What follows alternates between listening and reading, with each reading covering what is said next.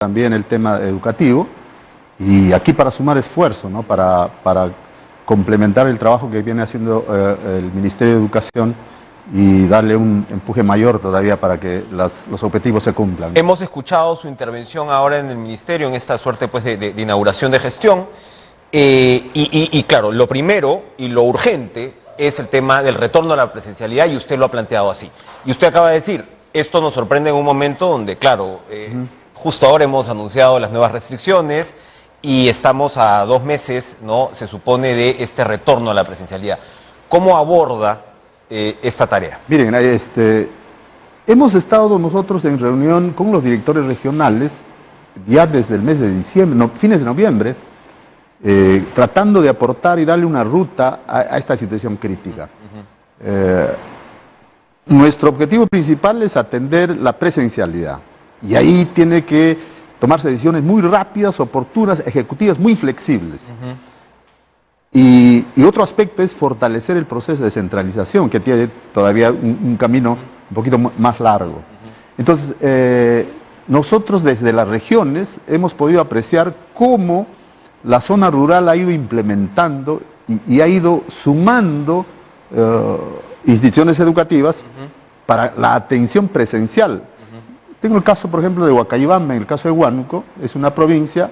Ahí el 100% de las instituciones educativas han trabajado porque es casi zona rural, claro, y hay instituciones educativas que han trabajado el 100%. Entonces, allí ha fluido Cuéntenos de su experiencia ahí, porque es muy importante. Usted se dice que una cosa es con guitarra y otra con cajón. Usted ya tuvo la guitarra, ahora le va a tocar el cajón. Pero, ¿cómo fue que abordó en el caso de Huánuco? Ahí nos está diciendo, bueno, en el tema rural se pudo avanzar más rápido.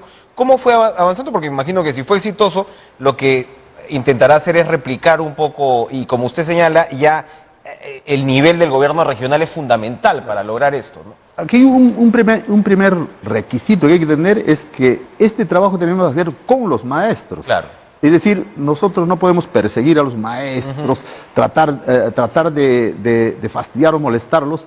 Lo que hay que hacer es convencerlos de que estamos en una situación de emergencia y su aporte es fundamental. ¿Cómo los convencieron allí? Nosotros hemos ido normando, creo que hemos normado más que el Ministerio de acuerdo a cómo avanzaba la problemática. Por ejemplo, nosotros hemos tenido 2 fuertes olas en el caso de Huánuco, respecto a contagio, a muertes. El promedio en un determinado momento era 34 muertos diarios, y era fuerte, ¿no? Entonces, tuvimos que acompañar y darle apoyo en capacitación, fundamentalmente en el manejo de las herramientas tecnológicas y en el manejo también de infraestructura tecnológica. Puede entenderse, y creo que coincidimos todos, que nosotros como sistema educativo no estuvimos preparados para este tema.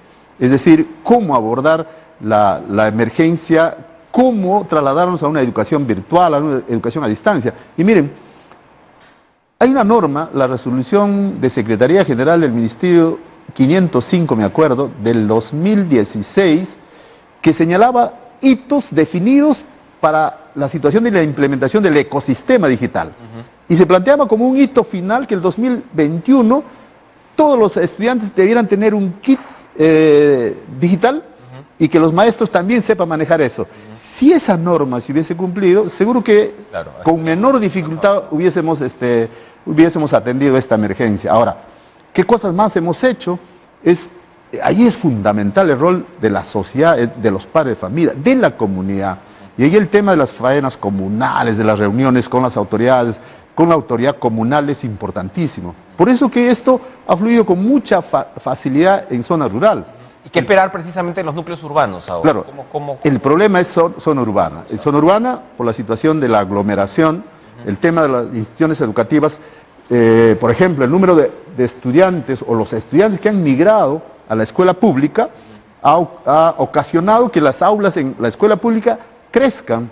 De lo que se atendía 30, 35, ahora se atiende 41. Eso me contaban ahora, estamos hablando de 40, 45 y una cantidad de aulas donde se multiplica, ¿no? Sí, pero es importante porque ayer hemos tenido una reunión convocada por la presidencia del Consejo de Ministros. Hemos estado representantes del Ministerio de Educación, de Economía, y a mí me complace la predisposición por atender con prioridad este tema de la presencialidad. Y a pasos agigantados, rápidos. ¿Qué se ha planteado ahí? Que hay que habilitar, por ejemplo, el presupuesto de mantenimiento de locales escolares, que es un presupuesto que se asigna directamente al director a efectos de que se haga inmediatamente. Hoy día hemos tenido una reunión en la tarde del Ministerio y le hemos pedido que no hay que esperar que toda la lista esté cerrada de encargados ni de directores. Ir avanzando con... Ir avanzando gradualmente conforme... Ahora, ¿cómo responden esos directores? Es decir, ¿cómo estar seguros que los colegios van a estar listos? En el caso de las encargaturas, esa ya está camino. Mira, el sector de educación tiene una buena práctica ahí. Casi un 96-97% de contratación docente se hace todos los años. Los 3 últimos años ha habido ese ritmo por parte de las UGELs y de las direcciones regionales. Ahora, ¿cómo hacemos para que esta situación de la adecuación del aula, de la infraestructura, pueda hacerse de mejor manera? 2020 hubo presupuesto para mantenimiento. 2021 también, y no hubo atención de estudiantes. Entonces hay una situación de verificación de la inversión que se ha hecho con esos montos. Pero ahora estamos pidiendo, y ya Economía ha aceptado, que debe haber un incremento de presupuesto para el caso de los locales que requieren mantenimiento. Pero hay un grupo de instituciones educativas que están declaradas en emergencia, por los ventarrones, por las lluvias.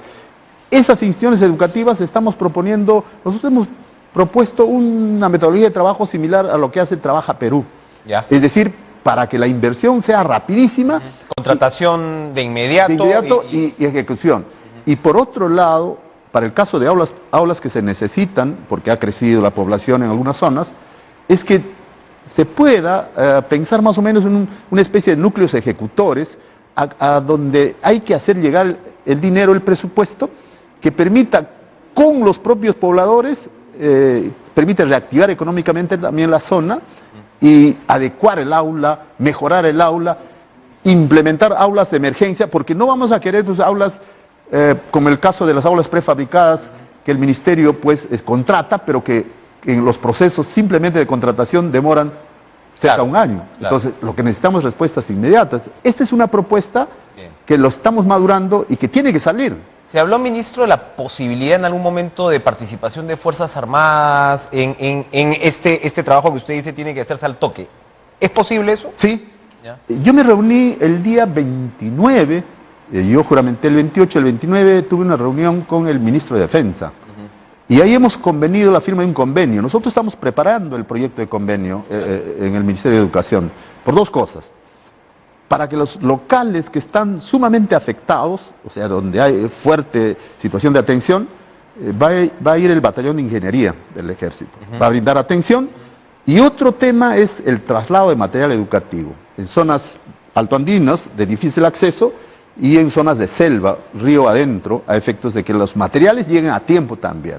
Entonces, posterior a este proyecto que debe culminarse el día viernes, máximo la otra semana, estamos discutiendo con Defensa a efectos de compatibilizar presupuestos para que no haya duplicidad también. Claro.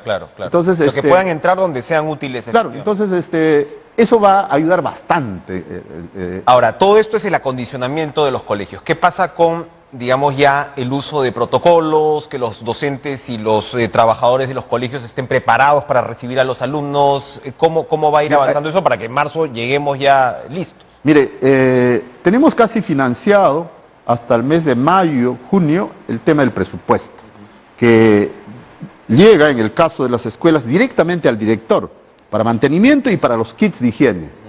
Pero para las mascarillas llega a la UGEL. Entonces, ese presupuesto está disponible. Entonces, lo que hay que hacer el seguimiento del monitoreo, que las UGELs, que las instituciones educativas inviertan, ejecuten. Y allí hemos planteado hoy en la tarde, ojalá que permita esto. Yo he llegado recién, ¿no? Sí, claro. Hubiese planificado anteriormente, creo, si hubiese tenido tiempo, hubiese fluido mejor. Estamos planteando que esa pueda darse la figura de un compromiso de desempeño. Es decir, objetivamente, para este caso, que es la emergencia, debiera considerarse como un compromiso de desempeño, es decir, las UGEL, las regiones que cumplan y alcancen un porcentaje alto, debiera premiárseles. Porque en situaciones de emergencia, pues, se están logrando objetivos que finalmente se repercuten en aula. Y aquí un tema importante. Nosotros nos interesamos infraestructura, mobiliario, equipamiento, inversión, financiamiento, pero poco estamos hablando del logro de aprendizaje de los estudiantes. ¿Cuánto hemos evaluado el 2020? ¿Qué pasó con logros de aprendizajes, con al alcanzar competencias en 2021? Todo lo que hagamos tiene que repercutir en aula, y ahí hay que ser sinceros, el 2020 y el 2021 estamos en una situación deficitaria, entonces lo que hay que potenciar es eso, alcanzar mínimamente tratar las de competencias. recuperar el tiempo perdido. En la medida de lo posible. Claro, es más, estuvimos pensando en que en los meses de enero y febrero, y esa fue una propuesta desde las regiones, que pudiese contratarse a los maestros con bonos que permitan la recuperación. Espero que eso se haga el próximo año, en enero o febrero, cosa que permita que los estudiantes estén en una situación continua de aprendizaje y que permitan recuperar lo que se ha perdido 2020 y 2021. Ahora, digamos, ¿va a ser semipresencial? ¿Va a ser, como usted dice, una situación que va a tener que ser forzosamente flexible? ¿Cómo encarar esa parte para darle precisamente esa flexibilidad y que al mismo tiempo no se pierdan más aprendizaje? Claro, la norma que ha salido señala una fecha de reincorporación del personal administrativo, señala también, y ahí vino la controversia respecto a 4 horas, ¿no? Nosotros estamos revisando la norma. Podría ajustarse todavía. Claro, pero la orientación va en el sentido de que hay que dar autonomía a las instituciones educativas. Porque no es posible que otros piensen por la institución educativa que vive la realidad. En zonas albandinas de 4.000, 3.500 metros, el ministerio o la dirección regional no le puede decir: tú vas a actuar así, tú vas a hacer lo otro, este va a ser tu horario. No le puedes decir.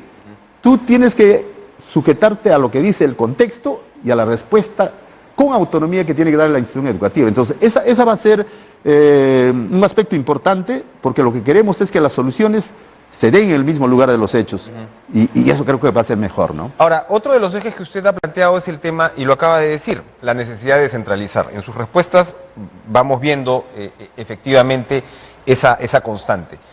¿Cómo descentralizar más la educación? Miren, ahí el tema sí es necesario que la comunidad conozca cómo es posible que para pedir una encargatura de un AGP, en este caso es el jefe del área de gestión pedagógica, o de un director de UGEL, o de un docente en educación superior, hay que pedirle permiso al Ministerio de Educación. Mientras pides permiso, pasa un mes.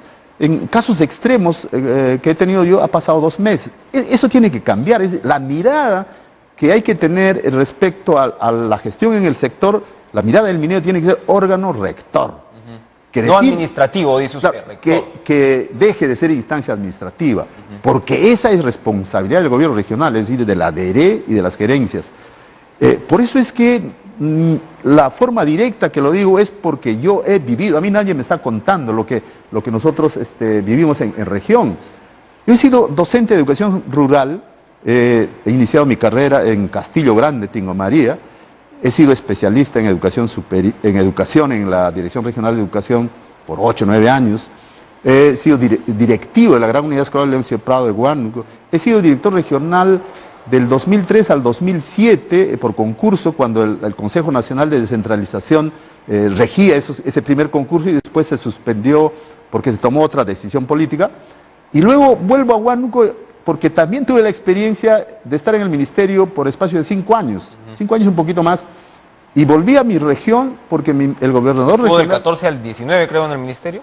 Sí, del 14 al 19. Renuncio al ministerio para volver a mi tierra, porque soy huanuqueño, y conducirlo nuevamente, retomar el trabajo en educación.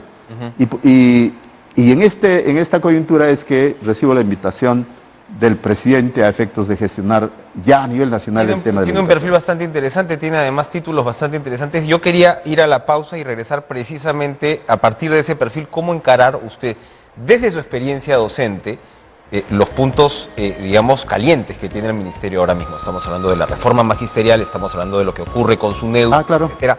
Vamos a hacer una pausa y regresamos con el ministro.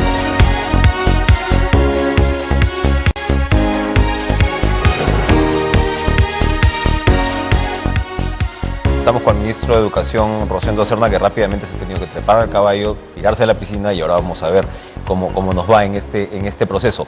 Para terminar, ministro, el tema del retorno a clases. Ahora mismo, la tercera ola, ¿podría No, ¿Alterar los planes? mira, nosotros trabajamos el plan que tenemos de retorno a la presencialidad, pero eso no quita que hay que tener un plan de contingencia, Claro. porque si las condiciones se agravan, hay que tomar una decisión. Entonces, ahorita estamos trabajando eso y a partir de hoy día hemos ya trabajado con un equipo para ver de construir la contingencia. Entonces, tenemos que estar en ambos lados, ¿no? Bien. Ahora, regresando al tema antes de la pausa. Usted describía cuál ha sido su trayectoria, que es muy interesante, porque es un docente que comienza pues con el tema rural, pasa por los puestos en su región de Huánuco, viene, se pasa 5 años acá en el ministerio, regresa como director regional de educación, es decir, todo el circuito por ese lado, y ahora por supuesto es ministro. Y usted tiene, yo le decía además, revisando su hoja de vida, usted incluso tiene másteres en psicología, ¿no? No, tengo en gestión y planeamiento educativo. Gestión y planeamiento educativo. El doctorado sí es en psicología educacional y tutorial. Perfecto, ¿no? Entonces, claro, va a necesitar esas habilidades para afrontar algunos temas. Ahorita mismo la carrera pública magisterial hay un debate muy fuerte. Anoche le decía fuera de cámaras, recibimos al congresista Edgar Tello, y claro, la bancada magisterial, como se le conoce, tiene, digamos, opiniones muy fuertes con respecto a lo que debería ser la reforma magisterial. Usted que ha estado y que ha podido medir la reforma magisterial desde sus distintos cargos, ¿cómo habría que en todo caso fortalecerla, si es que es el caso? Me imagino que usted está de acuerdo con la reforma, con la carrera magisterial. Lo que creo que todos los maestros, o un gran porcentaje de maestros, estamos de acuerdo con la evaluación. Los maestros no y eso lo ha revelado las encuestas, ojo, que no, están hechos a los maestros. Los maestros no le tienen miedo a la evaluación. Lo que hay que hacer es corregir la forma de evaluación. La forma y el contenido de la evaluación. ¿Dónde están? Hay que elaborar unas pruebas pertinentes. Cuando estuve en el... Estamos hablando del concurso de nombramiento, ¿no? De nombramiento. Hay como 5... Porque de ahí tienes el tema de la escala, que ya entras a Hay la 5 carrera. evaluaciones. Hay evaluación de docentes para el acceso, o sea, para el nombramiento, hay evaluación de docentes para el desempeño, hay la evaluación docentes para para desempeñar cargos, hay la evaluación de docentes para el ascenso. Entonces son varias las evaluaciones. Y a mí me parece bien que los maestros conquisten y puedan tener mejores oportunidades y mejores remuneraciones, pero lo que no concibo es que no haya una buena, o sea, que no se haya podido elaborar una prueba pertinente. Para nombramientos sobre todo, porque siempre es un claro. porcentaje muy chiquito el que ingresa, ¿no? Entonces, mire, por eso que varias veces me he preguntado yo, ¿a quién le conviene desaprobar a más maestros? Si se fuera una prueba pertinente, hay que ver el perfil, la formación, y ahí conversaba también fuera de cámaras respecto a cómo estamos formando a los docentes, cómo piensa la educación superior a cargo del ministerio, la pedagógica, cómo piensa la universidad respecto a la formación. Todos esos temas del perfil y de la currícula debiera estar en la evaluación, porque sale un maestro egresado de la universidad y del pedagógico y se enfrenta a una prueba, y esa prueba no la ha formado, salvo la especialidad, no la ha formado. No le han dado la formación, claro, de los institutos que además están bajo responsabilidad del Estado en Sí, la gran mayoría de... ¿no? Claro, allí se está trabajando el tema de la nueva estructura curricular. Yeah. Respecto a primaria, inicial, del egresado. Pero eso tiene que trabajarse también con la universidad, hay que coincidir, porque no puede ser que la universidad forme aparte y los pedagógicos aparte. Ahora, pero parece haber como dos visiones contrapuestas, ¿no? Una es la que tiene al alumno en el centro y otra, que es lo que en los últimos meses hemos escuchado recurrentemente, que es la que tiene al maestro en el centro. Y claro, al final el objetivo de la educación son nuestros niños. Claro, es importante esta reflexión porque estamos en discusión teórica, conceptual, de tendencias políticas también respecto a que la reforma sí, que no puede ser, que tal palabra lo ha dicho y el otro. Yo creo que perdemos tiempo en eso, mejor hay que fortalecer la situación de este canal o esta situación de trabajo por cómo mejorar el tema de las evaluaciones, cómo hacerlas más pertinentes, para que los maestros finalmente no tengan que pasar por estas situaciones que han pasado, ¿no? Su antecesor fue censurado en medio de la controversia precisamente por este concurso de nombramientos, por las pruebas filtradas, etcétera. Usted ya tiene en la cabeza una línea de tiempo, ¿cuándo se va a abordar, cuándo se va a cumplir esta prueba, cuándo se va a volver a formular? Mire, hay que elaborar una buena norma técnica, esa es responsabilidad del Ministerio de Educación, pero lo que no se ha hecho o se ha hecho un poco tibiamente es el tema de la coordinación. La ley de reforma magisterial dice que todas las evaluaciones deben ser coordinadas con el gobierno regional. Es decir, el equipo técnico de la Asamblea Nacional de Gobiernos Regionales o de las direcciones regionales tienen que tener una opinión respecto a cómo se elaboran esa evaluación. Y ahí hay que escuchar a los maestros. Entonces, para el desempeño y para los ingresantes, no puede ser que hay maestros contratados 8, 10, 15 años y que no puedan aprobar. Entonces, algo está pasando. Por eso yo indicaba y le decía, no podemos elaborar una prueba con el objetivo de desaprobar. Hay que elaborar una prueba pertinente y ahí aprobarán los que aprueban y seguro que desaprobarán también algunos. El otro punto, ya para ir terminando, que usted enfrenta, que claro, que no está del todo bajo su control, es el tema universitario, ¿no? SUNEDU, ahora el Congreso podría aprobar dos normas sumamente controversiales. Una tiene que ver con la modificación del Consejo Directivo de SUNEDU y el otro con la famosa segunda oportunidad de las universidades denegadas. Entonces, hay una demanda de la población porque la educación universitaria pues vaya para arriba, vaya mejorando. ¿Cuál es su postura al respecto? Yo lo he escuchado también el día de su designación, usted declaró, bueno, lo que se ha avanzado no se puede retroceder. Pero ¿cómo digamos, cuál es su posición con respecto a SUNEDU y el licenciamiento de las universidades? Mire, hay una situación innegociable, ¿cuál es la mejora de la calidad universitaria? Ese tema no puede retroceder porque todos tenemos que aspirar a una buena universidad. Ahora, hay situaciones que se han presentado. A mí me preocupa, por ejemplo, el tema de los alumnos que en esas universidades que no han sido licenciadas, alguien tiene que preocuparse qué hacer por esos jóvenes. Son como 70.000 según lo que nos... Claro, hay que darles espacio de atención. Eso, por ejemplo, me preocupa. Y ese tema tendría que ser resuelto y tendría que ser apreciado por SUNEDU. Ahora, nosotros desde nuestra instancia cumplimos nuestro rol. ¿No? Y a mí en este momento me preocupa 3 universidades. Pedro Ruiz Gallo, la Universidad de Huamachuco y la Universidad de San Luis Gonzaga de Ica. ¿Por qué? Porque hay que darles asistencia técnica para que puedan lograr su licenciamiento. A ellas se les rechazó el licenciamiento. Claro, entonces, porque ellos son universidades públicas. Entonces, allí el Estado tiene que otorgar todas las facilidades a efectos que logren ese objetivo de licenciamiento. Yo cuestiono, por ejemplo, que se le exija a una universidad determinados estándares, pero cuando no hay la inversión, no hay el financiamiento. Lo que hay que hacer es potenciar, hay que invertir. Igual ocurre con los pedagógicos. Y de los pedagógicos, que es educación superior, nadie se preocupa, porque nadie dice cómo se dan los licenciamientos, cuál es el nivel de inversión que hay que darles. No se ha llegado todavía a ese punto. Entonces, creo que la educación superior tiene que ser tratada uniformemente, tanto la pedagógica y la tecnológica, que en este caso administra el Ministerio de Educación, como las universidades. Entonces, yo no veo contradicción en el tema de la supervisión, no veo contradicción en el tema de la autonomía universitaria y no veo contradicción en el tema de la acreditación que tiene que cada estamento, cada institución cumple su rol. Pero lo que hay que hacer es corregir lo que está, vamos a decir, necesita perfeccionamiento. El tema, por ejemplo, de los alumnos que les decía, eso a mí me preocupa, porque no se puede frustrar el tema del futuro de esos jóvenes en cualquier nivel de circunstancias que fueron atendidas. Entonces, es el Estado que tiene que asumir responsabilidad sobre esos jóvenes.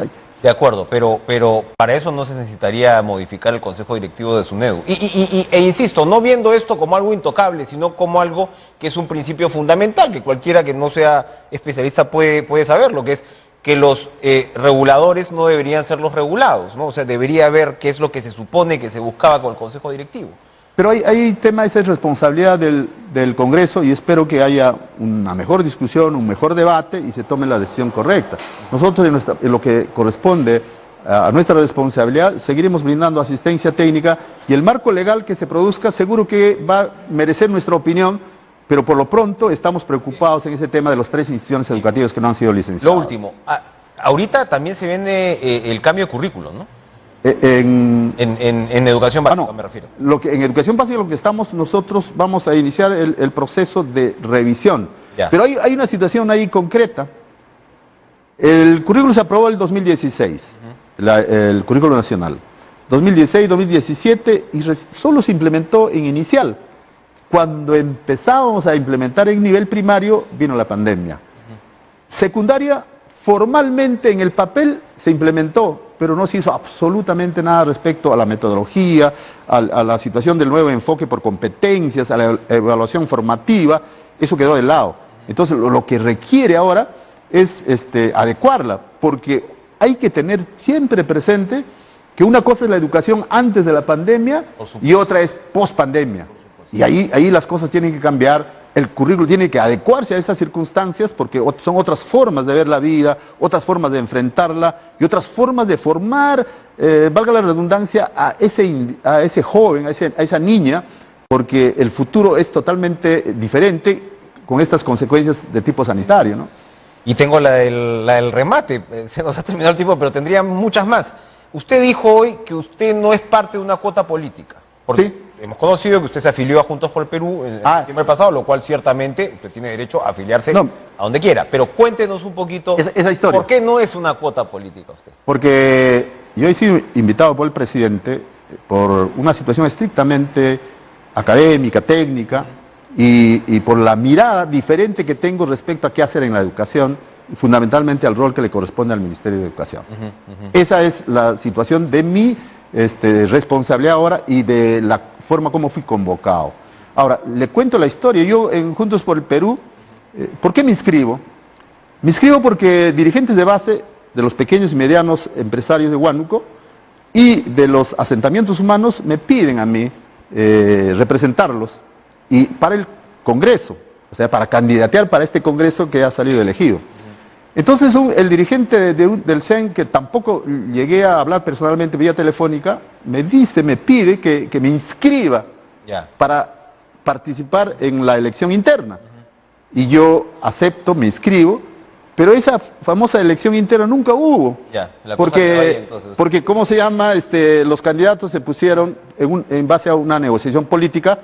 Bueno, pues los dueños de los partidos tienen la posibilidad y la decisión de hacer lo que crean conveniente respecto a sus cupos, y quedé un poco... Usted finalmente entonces está en una postura independiente. Independiente, totalmente independiente, a tal punto que para formalizar los temas yo he cumplido con renunciar a Juntos por el Perú, y está en procedimiento esta mi renuncia, ¿no? Ministro Rosendo Serna, gracias por la franqueza de sus respuestas. Está usted en la jugada, al menos por lo que está transmitiendo, y como siempre toca, le deseo éxito en su gestión, porque ese éxito va a ser el éxito de un sector crucial como es el de la educación. Tiene usted una tarea muy importante por delante y ojalá nos vaya comentando los avances que nos ha planteado. Yo le voy a agradecer siempre a su disposición, porque estos temas de educación hay que discutirlos, hay que exponerlas. Estamos en un trabajo muy fuerte, no hay límite de horario acá, porque la idea es justamente llegar a fines de marzo con todo lo necesario para que la presencialidad se dé. Y también pensando en esta coyuntura del contagio que está presentando, hay que trabajar el plan de contingencia, que es importante para que no nos agarre sorprendidos. Así es. Muchas gracias, ministro. Gracias. Gracias.